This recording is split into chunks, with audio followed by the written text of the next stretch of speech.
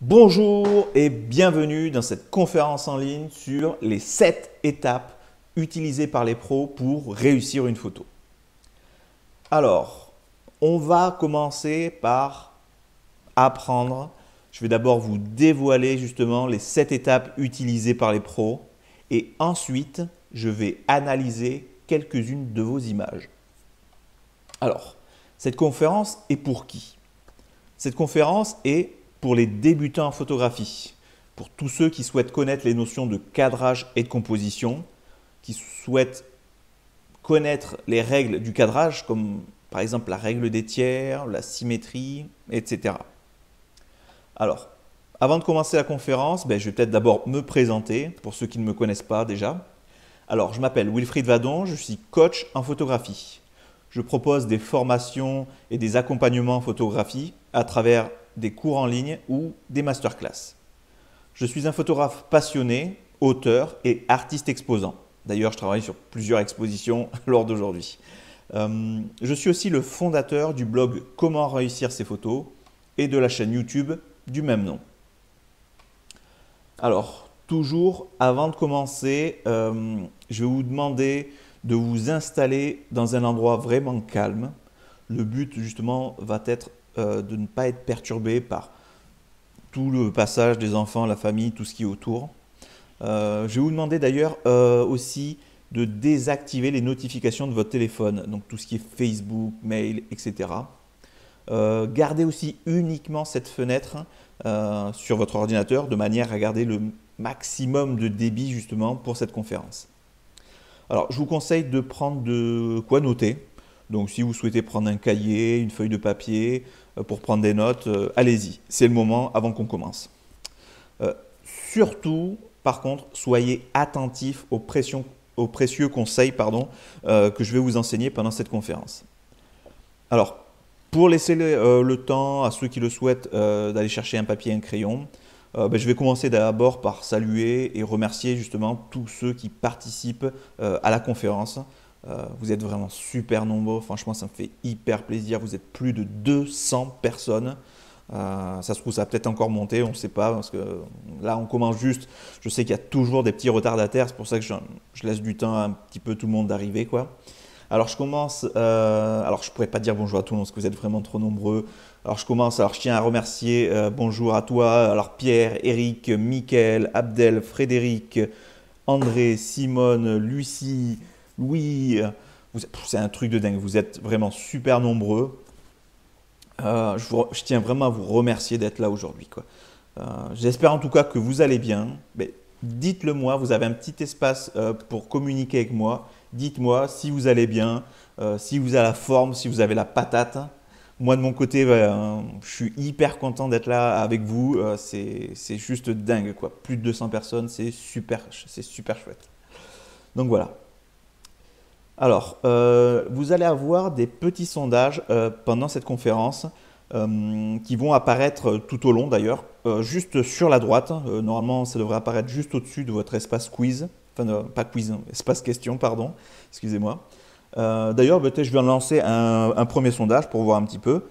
Donc, dites-moi à travers le sondage justement depuis quand vous faites de la photographie. Si ça fait moins d'un an, moins de 2 ans, 3 ans, 4 ans, 10 ans, etc.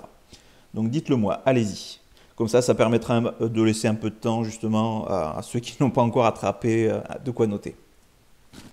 Alors pour ma part, je vais prendre juste 2 petites secondes pour boire un petit coup, parce que je vais beaucoup parler et j'ai pas envie de me dessécher. Hop là, allez. Bon, alors apparemment, oh, ça oui, il y a quand même pas mal de niveaux assez différents. Là, je vois qu'il y a des personnes, ça fait moins d'un an. Il y en a, ça fait moins de 10 ans, moins de 4 ans. Ah oui, alors aujourd'hui, on a vraiment, ouais, on a tous les niveaux, enfin, toutes les années d'expérience. Après, les niveaux, c'est différent. On peut avoir 6 mois en photographie, mais du moment qu'on est bien formé, on évolue très très rapidement. Tandis que des fois, en prenant peu de temps pour se former, il nous faut beaucoup de temps avant d'arriver à un bon niveau en photographie. Donc voilà. Bon, nous allons commencer, je pense. Dites-moi dans le chat si c'est bon, mais normalement ça devrait aller. J'ai laissé à peu près suffisamment de temps, je pense, à tout le monde pour aller chercher de quoi noter. Allez, c'est parti. Alors, la première chose, ce que l'on doit se poser comme question, c'est la définition de qu'est-ce qu'une bonne photo. Une bonne photo, c'est une image agréable aux yeux de tous, ou presque. Mais c'est plus que ça. C'est une image surtout qui respecte certaines notions de cadrage et de composition. Alors allez-y, dites-moi justement dans l'espace question, d'après vous, quelle est la chose la plus importante? La notion de cadrage et de composition ou alors vraiment le matériel, savoir le maîtriser parfaitement. Donc allez-y, je vous écoute. Alors, j'en ai qui me disent les notions de cadrage, hein, évidemment, notion de cadrage. Ouais, c'est facile, la notion de cadrage, on me dit. On me dit aussi le matériel, hein, car sans matériel, on ne peut rien faire. Ok. Ok. Voilà, alors on me dit, bon, principalement notion de cadrage. Ben en fait, c'est simple, je vais vous dire de suite la réponse. Euh, si vous avez pensé que le matériel va vous permettre de faire de meilleures photos, eh bien, c'est une erreur. Il faut savoir que avoir un bon appareil photo n'apporte quasiment rien. Il faut savoir que le matériel, c'est juste un moyen et non une fin. Je vais vous parler un petit peu de mon parcours et de mes expériences. Il faut savoir que moi, j'ai commencé la photographie en 1999. Oui, oui, le siècle dernier, le millénaire dernier, tout dernier, quoi. Enfin, voilà. Donc, j'ai commencé il y a très très longtemps. Et moi, à l'époque où j'ai commencé, Internet n'existait pour ainsi dire pas, ou du moins pas de la même manière qu'aujourd'hui. C'est-à-dire tout n'était pas aussi accessible partout, toutes les infos de tout ce qu'on veut, etc. Donc moi, quand j'ai commencé la photographie, le problème qui se passait, c'est que si je voulais me former, le seul moyen que j'avais, c'était acheter des livres. Mais le problème, c'est que moi, là où j'habitais dans le trou du cul du monde. Donc du coup, si je voulais acheter un livre, il fallait que je cours genre Bordeaux pour aller commander à la Fnac le livre que je veux. Sachant qu'en plus, en allant à la Fnac, j'étais obligé de commander le livre parce que j'étais quasiment sûr de ne pas le trouver. Puis surtout, des livres pour se former à la photographie, il y en avait très très peu à l'époque, contrairement à maintenant. Euh, le deuxième problème, c'est que, voilà, comme j'expliquais, Internet, c'était vraiment les balbutiements, c'était vraiment le tout début. Donc, il n'y avait pas YouTube, il n'y avait pas tous les moyens que l'on a maintenant pour trouver des petits bouts de solutions à gauche, à droite. Donc, du coup, j'ai dû trimer pas mal de temps. J'ai dû faire beaucoup d'essais, d'expériences. J'ai perdu beaucoup, alors je ne vais pas vous dire 2 mois, mais j'ai perdu beaucoup d'années avant de pouvoir enfin faire plaisir en photographie. Je vais être sincère avec vous, j'ai perdu au moins une bonne dizaine d'années avant vraiment de bien comprendre ces notions de cadrage et de composition, de maîtriser mon appareil photo. Parce que maîtriser son appareil photo, ça doit venir après une réelle notion de cadrage et de composition. Parce que, comme je l'explique souvent, justement, quelqu'un qui maîtrise parfaitement son appareil photo n'ira pas bien loin, tandis qu'une personne qui sait parfaitement cadrer et composer ses photos, même si elle utilise un mode tout automatique, elle fera de bien meilleures photos. La seule différence qu'il va y avoir, justement, pour vous donner un exemple concret, par exemple, vous voulez faire une photographie de portrait. Donc, dans le cas d'un portrait classique, l'intérêt va être justement de flouter un maximum l'arrière-plan. Le but va être justement de mettre en avant son sujet. Et quelqu'un qui ne maîtrise pas son appareil photo va se positionner sur un mode tout automatique, comme par exemple le mode portrait, comme on peut le voir à l'écran. Et du coup, au lieu d'avoir par exemple la plus faible profondeur de champ possible, du coup, elle va être un peu plus grande. Mais la photo restera quand même vachement intéressante. On pourra, elle aurait pu la rendre meilleure avec de meilleurs réglages, mais déjà de base, elle inspire beaucoup plus. Donc voilà. Et moi, justement, j'ai perdu une bonne dizaine d'années à chercher des bouts de solutions à gauche, à droite, quand Internet a commencé à bien se développer. J'ai essayé de faire beaucoup de manipulations, etc. Mais le problème qui se passait, comme j'ai expliqué, les livres, c'était très difficile d'y avoir accès parce qu'ils étaient principalement sur commande et il n'y en avait pas des millions. Et surtout, qui expliquent bien tout.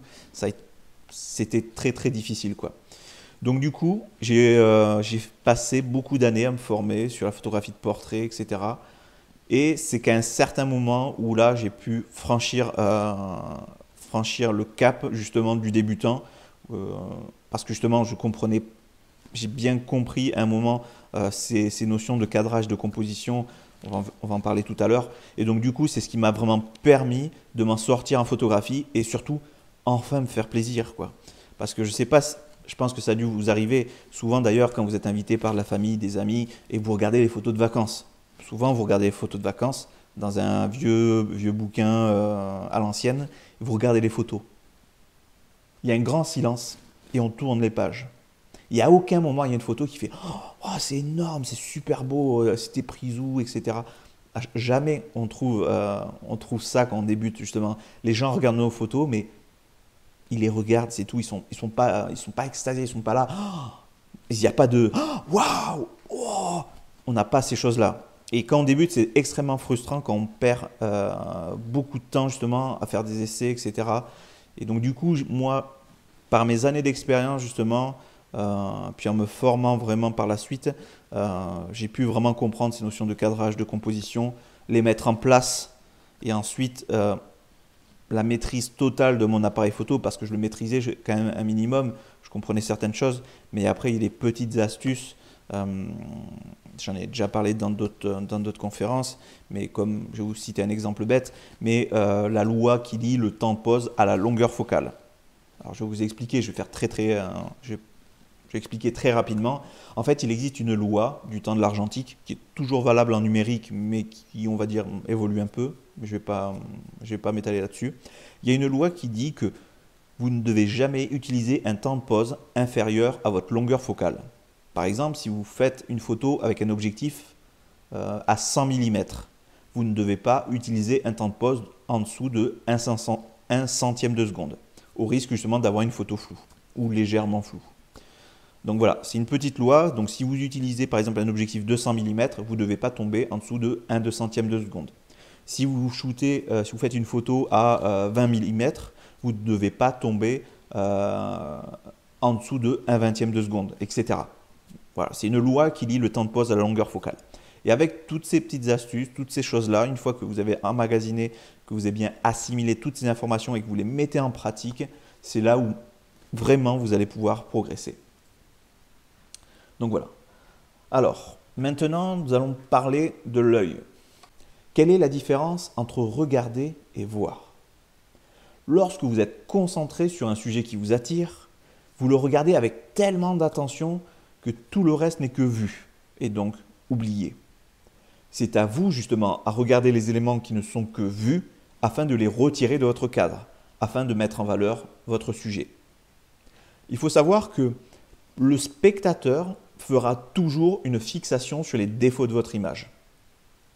La photo finale est scrupuleusement regardée, alors que le photographe n'a tendance à n'observer que son sujet. Je vais vous donner un petit exemple. Alors ça c'est moi, il y a un bon petit moment, honnêtement je ne me rappelle pas de quand elle date, il faudra que je regarde, mais elle doit avoir une bonne dizaine d'années facile. Oui par là je pense, pas loin. Donc voilà, donc ça c'est une photo qu'un ami a prise de moi. Donc jusque là rien de vraiment très spécial. Et comme on peut le voir justement, le cadrage est large. Et si vous regardez bien d'ailleurs, ça n'apporte rien à l'image, à part montrer qu'en bas à gauche, on peut voir que ma table n'était pas rangée, quoi. Un meilleur cadrage aurait été celui-ci. Il ne faut pas hésiter justement à remplir le cadre de votre image, de manière à ne pas laisser place au vide et au doute, et donc enlever tous les éléments parasites. Ce qu'il faut savoir, c'est que lorsque l'on cadre large, ce n'est pas mal, mais ça laisse place aux éléments parasites, dans lesquels les regards se perdent justement. Entrer dans le sujet peut être une force justement, lorsque le reste du plan justement n'est pas intéressant. Donc il faut créer une relation intime avec votre sujet.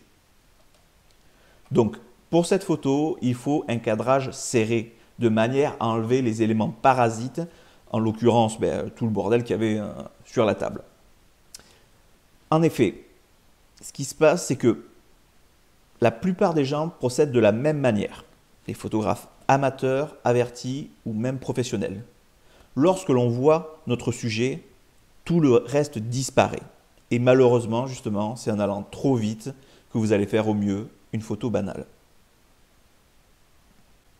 Donc, la première chose que vous devez faire, c'est prendre votre temps. Il faut savoir que l'endroit où vous avez eu l'idée de prendre la photo n'est que le début. S'il y a vraiment quelque chose qui vous inspire, attendez avant de prendre la photo. Sauf si c'est quelque chose d'exceptionnel et de ponctuel. Et dans ce cas, et unique cas, il faut prendre la photo, car il vaut mieux la voir que l'inverse. Donc, l'étape numéro 1, prenez votre temps. Surtout, prenez le temps d'observer votre scène. Visualisez tous les éléments qui la constituent. C'est très très important. L'étape numéro 2, le placement du point de vue géographique. Tournez autour, approchez-vous, éloignez-vous, zoomez, dézoomez, cherchez un autre point de vue. C'est grâce à la patience et au bon placement que la composition va prendre forme. Et ce qu'il faut savoir, c'est que des fois, c'est à 1 mètre près que votre photo va devenir une merveille. Donc n'oubliez pas qu'à la base, vous êtes mal placé. Après avoir trouvé votre placement, réfléchissez. Votre sujet est-il dans un contexte ou non? Mérite-t-il un cadrage large ou serré? Pour exemple, si un joueur de foot va tirer au but, on ne va pas faire un cadrage serré sur lui. Au contraire, on va chercher à voir le joueur de foot au moment de tirer dans le ballon avec les cages, le gardien, etc. La question que vous devez vous poser est: mon sujet mérite-t-il un cadrage large ou serré? Est-ce qu'il y a un décor ou quelque chose qui peut apporter des informations par rapport à mon sujet? Quelque chose qui va raconter une histoire ou donner des informations pour mieux comprendre l'image. C'est très souvent ici que les photographes débutants ou avertis font des erreurs, justement à vouloir cadrer beaucoup trop large.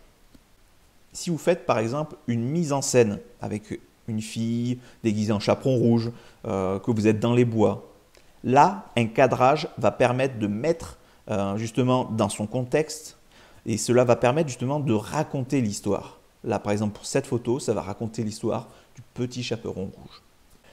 Ce qu'il faut savoir, c'est que l'étape numéro 4, c'est qu'il ne faut pas délaisser l'arrière-plan. Travailler l'arrière-plan ne requiert pas 1/10 de votre attention, mais quasiment la moitié. Cela va permettre justement de mettre en valeur votre sujet, alors qu'un arrière-plan non recherché fondra votre sujet dans la masse. Il faut faire attention aux moindres détails de votre arrière-plan, que ce soit une poubelle, une voiture, une personne qui traverse ou une couleur qui attire l'œil. Pour cela, rien de plus simple. Afin justement de mettre en valeur votre sujet, il existe plusieurs possibilités. Contrastez votre sujet principal. Comme par exemple sur cette photo, un cheval blanc sur un fond noir ou cette fille métisse sur un fond blanc. Bon, là en l'occurrence c'est de la neige. Cela va permettre justement de diriger le regard de votre public. Une image forte, ce n'est pas une image dans laquelle le regard se perd. Le public doit comprendre immédiatement ce qui vous a attiré au moment de la prise de vue. Autre possibilité, shooter au travers d'eux.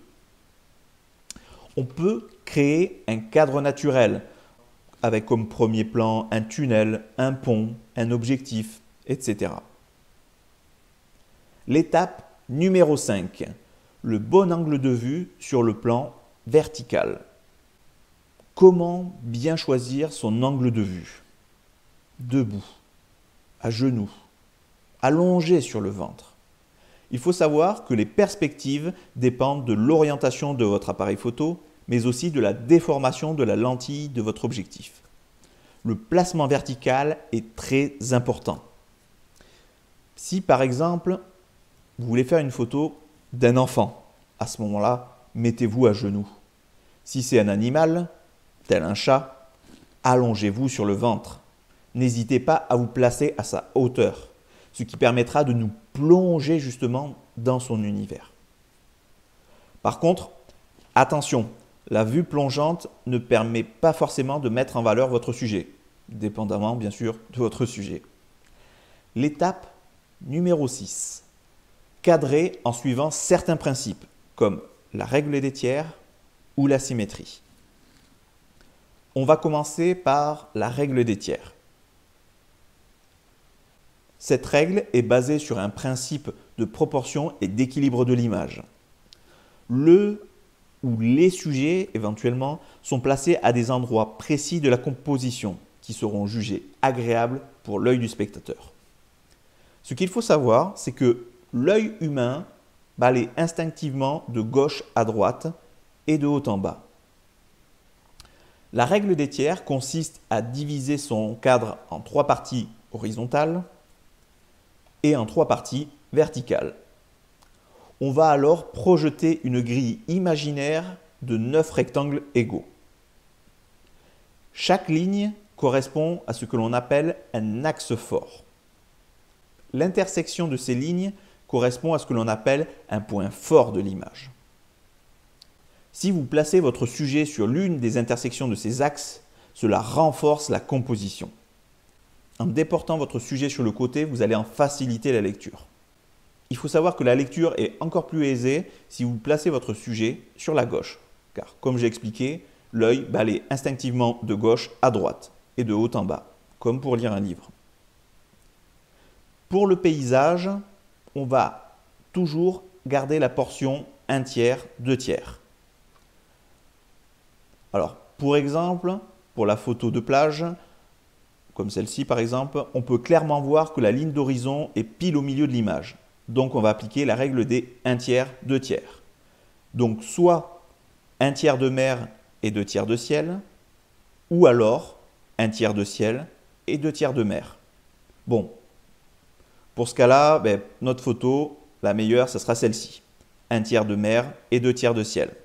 Car on a un soleil qui crée une explosion de couleurs à travers les nuages. La symétrie. La symétrie parfaite peut être un autre moyen. Elle est très souvent utilisée dans la photographie d'architecture, mais elle peut être utilisée dans énormément de domaines. L'étape numéro 7. Quand déclencher? Pour cela, il faut attendre une action. Ça peut être un sourire, un regard, une grimace, une action qui va appuyer votre image. Donc, pour résumer, pour faire une bonne photo, il faut 1. Prendre son temps, 2. Se placer sur le bon plan géographique par rapport à son sujet, 3. Se poser la question cadrage large ou serré, 4. Ne pas délaisser l'arrière-plan, 5. Trouver le bon angle de vue du point de vue vertical, 6. Cadrer en suivant certains principes comme la règle des tiers, 7. Déclencher au bon moment. Une fois que vous aurez bien assimilé ces 7 étapes, vous allez le faire de manière naturelle, sans même y réfléchir. Alors, je suis conscient, je suis passé par là. Au début, ça m'a pris un certain temps avant d'assimiler, avant que ça devienne vraiment naturel. Ça, c'est normal. Il y a toujours un petit temps d'adaptation. Mais vous verrez que au fur et à mesure du temps, ces étapes-là, vous allez les faire de manière vraiment très naturelle. Vous n'allez pas réfléchir. Ça va être immédiat. Ça va être quelque chose de spontané.